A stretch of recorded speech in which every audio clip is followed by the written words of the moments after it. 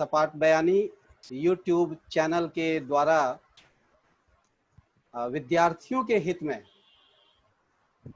साहित्य कॉलम के अंतर्गत बात सिलेबस की हम करने वाले हैं। और आज सिलेबस में शामिल अज्ञेय की कविता सोन मछली जापान के क्योतो शहर में की है और यह कविता रची गई है 10 सितंबर 1957 को। फिलहाल हम आते हैं इस कविता पर। कविता है कि हम निहारते रूप कांच के पीछे हाँफ रही मछली। मतलब यह हुआ कि कांच के पीछे अर्थात एक्वेरियम के भीतर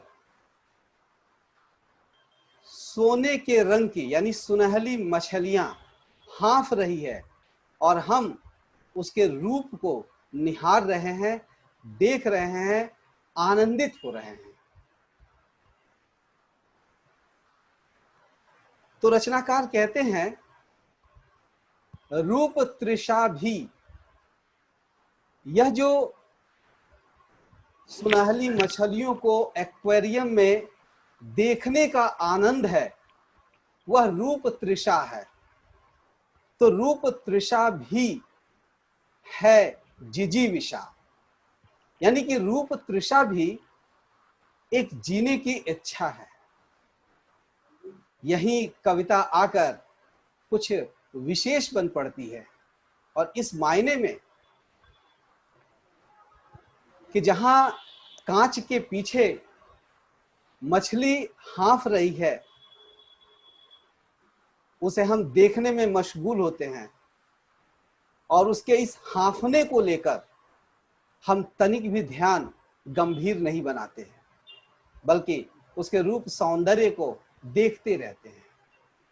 दूसरी तरफ मछली हाँफ रही है। सवाल उठता है कि मछली आखिर हाँफ क्यों रही है?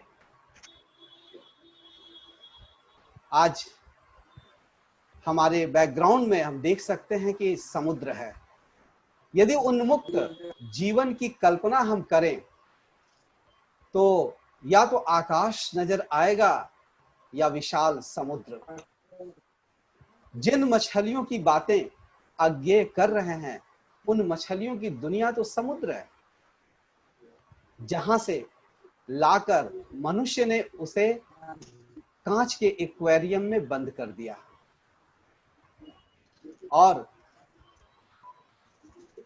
उसके रूप के सौंदर्य का आनंद लेता रहता है। यह बात बहुत साधारण सी मालूम पड़ती है।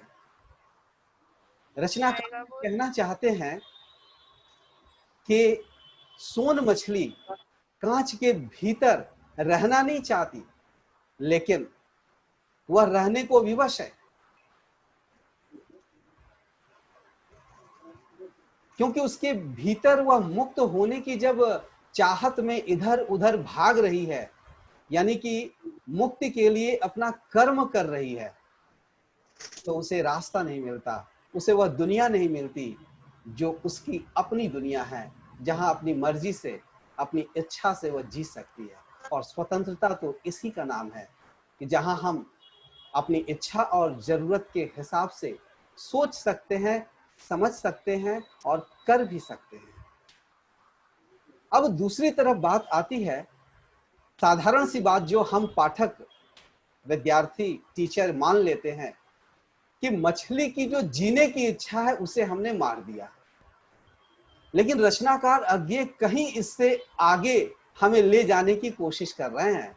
वे कहते हैं रूप तृषा भी है जिजीविषा। मछली की जिजीविषा को तो उन्होंने मछली के हाँफने में ही व्यक्त कर दिया कि मछली हाँफ रही है। लेकिन मनुष्य की जो रूप तृषा है, रूप सौंदर्य को ग्रहण करने की जो मन में सदा ललक बनी रहती है, वह भी एक तरह की जिजीविषा ही है। और इस जिजीविषा के कारण कांच के पीछे कैद मछली और बाहर उसके रूप को निहारते मनुष्य के बीच यदि किसी बात की कमी महसूस होती है रचनाकार को, जिसके कारण पूरी की पूरी मानवता संकट में है, वह बात है संवेदना की। मछली जीवन कर्म कर रही है, संघर्ष कर रही है मुक्ति के लिए, और हम उसके संघर्ष में सौंदर्य को देख रहे हैं। विद्यार्थियों और हमारे साथियों, यहां एक बहुत खास बात बनती है कि आखिर यह मछली कौन है। देखने वाले तो हम दुनिया वाले हैं, इसमें कहीं संदेह नहीं है, लेकिन मछली है कौन, या मछली से अज्ञे ने किसकी ओर संकेत किया। हमारे एक प्रख्यात आलोचक पांडे शशि भूषण शीतांशु जी ने इसकी तुलना की है नारी से, कि एक नारी घर गृहस्थी में कैसे कैद रहती है और घर की चकमक साफ सफाई देखकर बाहर वाले आकर बहुत प्रसन्न होते हैं, घर के पुरुष सदस्य भी प्रसन्न होते हैं, लेकिन उस स्त्री की भी जीने की अपनी इच्छा हो सकती है। क्या वह अपनी इच्छा से, अपनी जरूरत से अपनी दिनचर्या बिता पाती है? तो जवाब मिलता है कि बिल्कुल ही नहीं।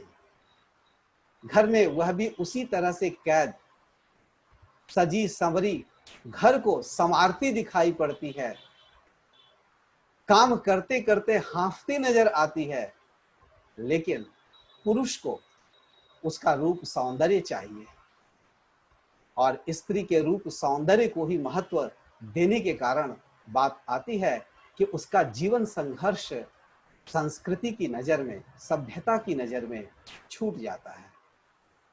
अब यहां बात यह आती है कि क्या मछली सिर्फ औरत का ही प्रतीक है? तो इसे मैं कुछ आगे बढ़ा रहा हूं। हम आइटम सॉन्ग देखते हैं। आइटम सॉन्ग में जिस तरह से एक स्त्री खुद शरीर को एक वस्तु बनाकर पेश करती है और हजारों पुरुष उसे घेरे उसके सौंदर्य का आनंद प्राप्त कर रहे होते हैं,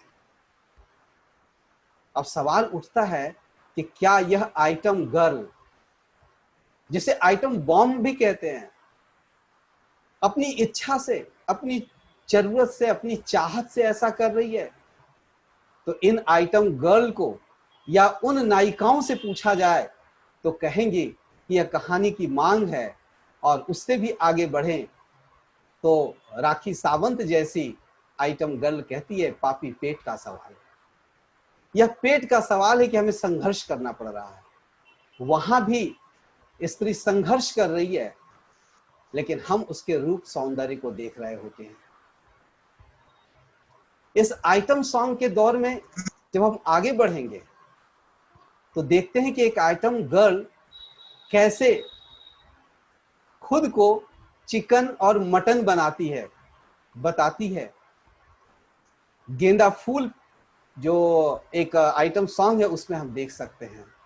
हाय गर्मी आइटम सॉन्ग को देखें, एक साथ बैठकर देखा नहीं जा सकता।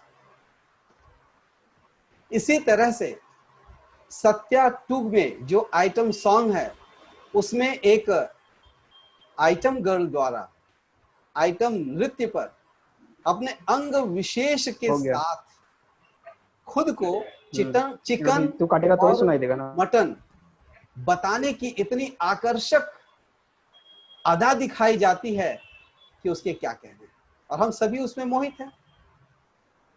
एक बार भी यह हम कोशिश भी नहीं करते सोचने और समझने की कि उसके पीछे इस स्त्री का कोई संघर्ष होगा। और हम आए दिन सुनते हैं कि इन आइटम गर्ल को यदि खास घराने से जुड़ी हुई नहीं, उन्हें कईयों के साथ समझौता, कॉम्प्रोमाइज, कौन है? क्या इस कॉम्प्रोमाइज के दर्द को हम समझ क्या पाते? कौन सी नहीं सुना? ऐसा नहीं होता। हम रूप निहारते रहते हैं और भी नजदीकी स्तर पर आए।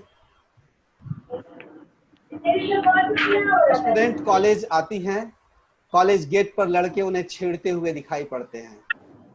क्या उन लड़कों को पता है कि वे लड़कियां जिन्हें वे छेड़ रहे होते हैं, जिनके सौंदर्य पर रीझ रहे होते हैं, वे कितना संघर्ष करके घर से स्कूल पहुंच रही होती हैं पढ़ने के लिए?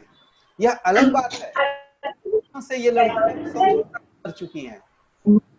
समझौता कर लेने का मतलब यह नहीं होता कि उसके जीवन का संघर्ष कम हो गया या समाप्त हो गया।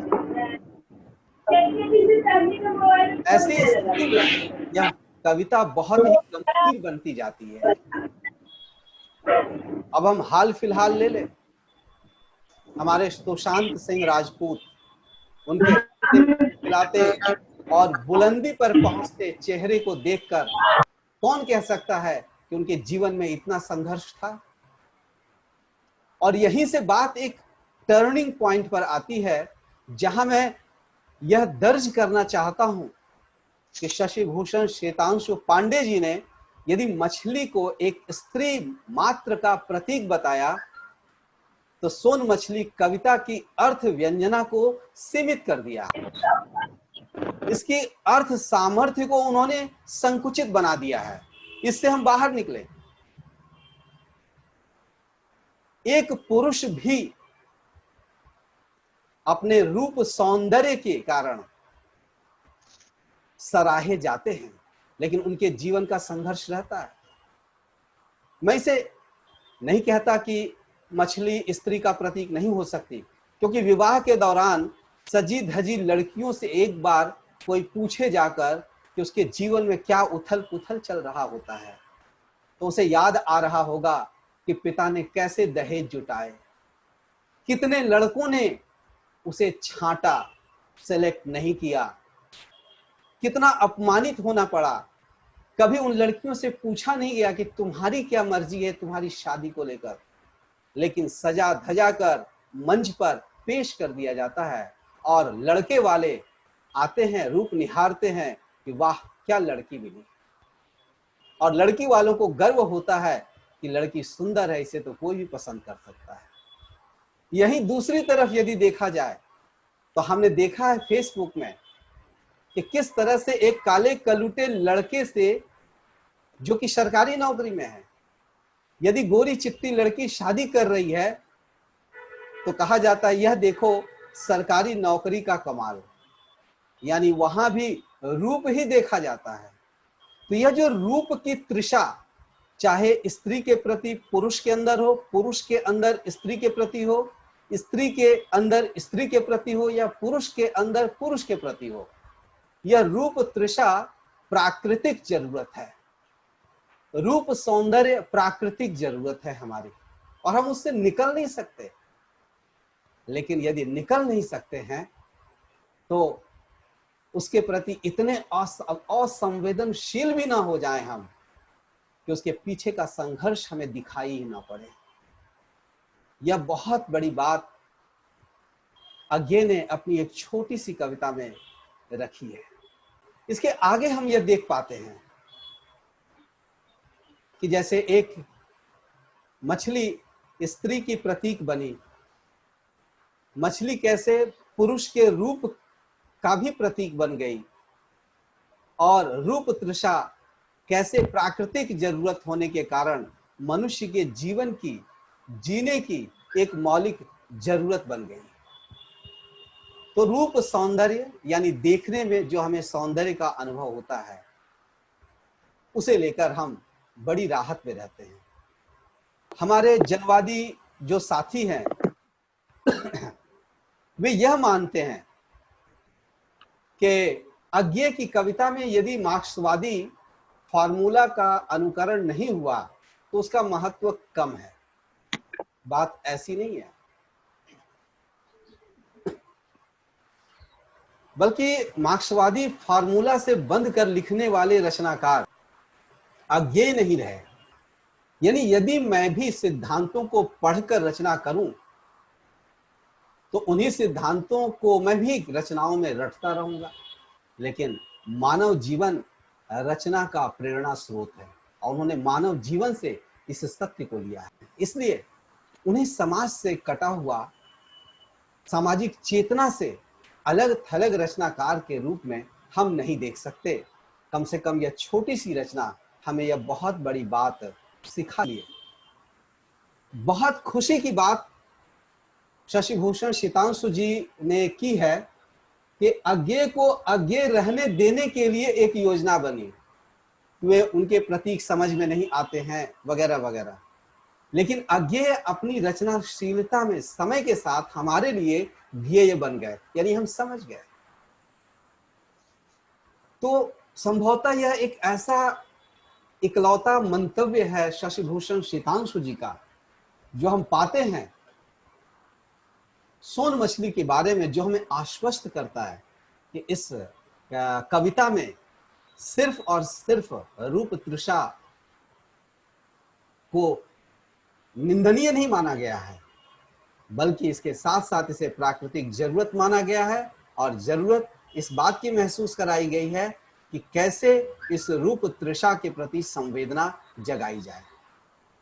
कि इस कविता को शशिभूषण शीतांशु जी के अनुसार सिर्फ और सिर्फ मछली के प्रतीक के रूप में ना लेकर संघर्षशील मानव जीवन, जहां ऊपर से सौंदर्य को ओढ़ लिया जाता है, उस जीवन के संघर्ष के प्रतीक के रूप में ले। चाहे वह स्त्री का संघर्ष हो, चाहे पुरुष का संघर्ष। हमें रूप तृषा के साथ सौंदर्य की जरूरत को जीवन मानने के साथ हमें उसके प्रति संवेदना भी धारण करनी होगी। हम कहते हैं एक लड़की को देखा तो ऐसा लगा, तुझे ना देखूं तो चैन आए नहीं। बिल्कुल स्वाभाविक है, लेकिन यह भी देखना होगा कि जिसे बिना देखे चैन नहीं आता तो उसका अपना संघर्ष क्या है। और यह संघर्ष स्त्री के साथ भी हो सकता है, पुरुष के साथ भी हो सकता है। और देखने का चैन स्त्री को भी मिल सकता है, पुरुष को भी मिल सकता है। इसलिए रूप तृषा को संवेदना से जोड़ने की जरूरत है। आगे तो एक और भी बहुत ही जरूरी प्रसंग मैं रखना चाह रहा हूं कि इस कविता को पढ़ते समय यह लगता है कि अज्ञेय ने भारतीय जन जीवन में जो व्याप्त है रूप सौंदर्य को देखने की लालसा, उस पर प्रहार किया है या उस पर टिप्पणी की है। लेकिन आश्चर्य की बात है कि इस कविता की तात्कालिक प्रेरणा उन्हें क्योतो जापान में मिल रही है। क्योतो शहर में बैठकर एक कविता लिख रहा है जापान में। वहां उन्हें सोन मछली ने प्रेरित किया लिखने को। इसलिए इसे सिर्फ और सिर्फ हम भारत की सच्चाई या भारतीय जीवन का सत्य मानकर नहीं चल सकते, बल्कि यह मानव जीवन का एक अप्रिय सत्य है। और इस अप्रिय सत्य को तभी हम प्रिय सत्य में बदल सकते हैं जब हम इसके साथ संवेदना को जोड़ पाए। मछली को स्त्री का प्रतीक मानते हैं। मीरा को मैं याद करवाना चाहता हूं। मीरा ने लिखा है कि उन्होंने कीमती वस्त्र, आभूषण, 56 भोग को पानी की तरह बहा दिया, तब जाकर अपनी इच्छा और जरूरत से जीवन को जी पाए। जबकि आज यदि स्त्री को आभूषण, वस्त्र का लोभ दिखे, भौतिक सुख संसाधन का लोभ दिखे, तो पढ़ी लिखी हो या अनपढ़ हो, अशिक्षिता हो या शिक्षिका, इस रूप सौंदर्य के जाल से मुक्त नहीं है। मैंने कहा कि यह प्राकृतिक जरूरत है, लेकिन जब तक इस प्राकृतिक जरूरत के पीछे के कारणों को हम नहीं समझेंगे, जो मीरा ने समझ लिया था, इसलिए उसे सोन मछली बनाकर नहीं रखा जा सका। में हुआ मीटिंग थी। तो जाहिर सी बात है कि मीरा की नजर से भी हम देखें इसे, तो इस कविता की एक बहुत ही महत्वपूर्ण इस कविता का संदर्भ जुड़ता है कि वस्त्र और आभूषण प्रियता किस तरह से स्त्री जीवन के लिए एक बंधन के समान है और इससे हमें बाहर निकलने की जरूरत है, लेकिन हम उसी में कैद है। इसलिए वह मुक्ति जो हम एक सोन मछली को महसूस करते पाते हैं समुद्र में, समुद्र की विशाल जल राशि में, वह मुक्ति, वह स्वतंत्रता, वह उत्कट जीवन एक्वेरियम में, यानी घर में, पुरुषों की दृष्टि में, बाजार में जो स्त्रियां उपलब्धियां हासिल कर रही हैं अपने रूप सौंदर्य पर, वह सच्चे अर्थ में अर्थहीन भी साबित होते हैं। जो उपलब्ध है अभी तक ऑनलाइन सामग्री के रूप में, उसे पूर्णता देने की कोशिश की कि मछली लिंग से स्त्रीलिंग होते हुए भी मछली के साथ जो घटनाएं, जो विसंगतियां घट रही हैं, उन विसंगतियों को लैंगिक धरातल से ऊपर उठाकर हमने समझने की कोशिश की है। और आगे की कविता, नई कविता अपने अर्थ में बहुस्तरीय है। एक स्तर पर दूसरा, दूसरा पर तीसरा, तीसरा पर चौथा, चौथा पर पांचवा। अब हमें यह समझना है कि हम स्तर को कितनी गहराई तक ले जाते हैं या कितनी ऊंचाई प्रदान कर सकते हैं।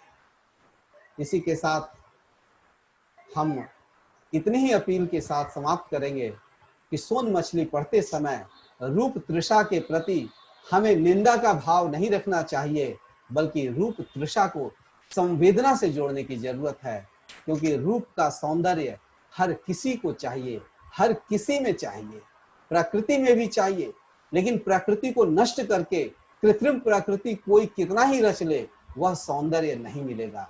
यदि वह सौंदर्य मिलेगा तो उसमें जीवन नहीं है। इसलिए रूप तृषा को, रूप के सौंदर्य को संवेदना प्रदान करके मानव जीवन को देखने की हमें नितांत जरूरत है, अन्यथा हम अपने पास के लोगों को ही नहीं समझ पाएंगे। उम्मीद है हमारे विद्यार्थी अपनी कक्षा हो, समाज हो, सड़क हो, मोहल्ला हो, सिनेमा हॉल हो, बाजार हो, मॉल हो, जहां भी जाएंगे वे कम से कम अपनी रूप तृषा को अवश्य संवेदना का एक टच देने की कोशिश करेंगे। वे महसूस करेंगे कि जिसके रूप सौंदर्य को हम देख रहे हैं उसके जीवन में भी कितने संघर्ष होंगे। स्टॉल पर जो खड़ी सुंदर युवतियां रहती हैं, क्या 5,000 रुपए में किस तरह से मेकअप करके खड़ी दिन भर वहां सजी संवरी सामान बेचा करती हैं। भारतेंदु ने भी कहा, लाख टका के बाला जो वह देखत ही मुस्काए, नैन मछरिया रूप जाल में देखत ही फंस जाए। हमें रूप जाल में फंसना नहीं है, बल्कि उस रूप जाल से बाहर निकलना है और उस रूप को दिखाने वालों की सच्चाई को जानना भी है। इसलिए विद्यार्थियों, जो भी जिज्ञासा, जो भी सवाल बने, उसे यूट्यूब चैनल में हो या फेसबुक पेज पर हो, दर्ज करें। हम उन सवालों को लेकर फिर से मिलेंगे और आगे बढ़ेंगे। इन्हीं बातों के साथ हम आज के इस आयोजन को समाप्त करते हैं। बहुत बहुत धन्यवाद। जाती है।